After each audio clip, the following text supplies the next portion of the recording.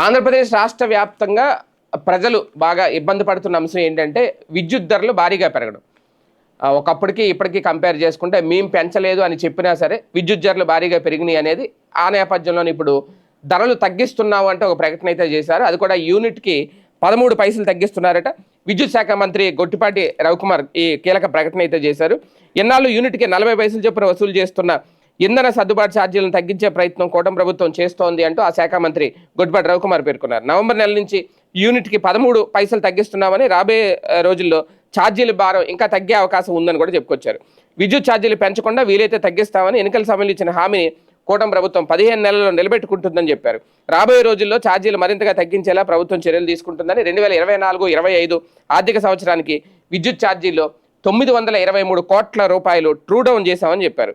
ఇది ఇక్కడ కీలకమైన అంశం. అంటే ఒకటి 13 పైసలు తగ్గించడం అంటే ఇందులో మళ్ళీ స్లాబ్స్ ఉంటాయి.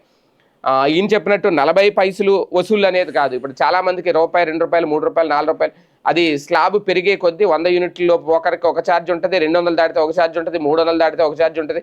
ఇలా పెరిగిపోద్ది. ఇది అందరికీ తెలిసిన విషయం. దానివల్ల స్లాబ్ మొత్తం మారిపోద్ది.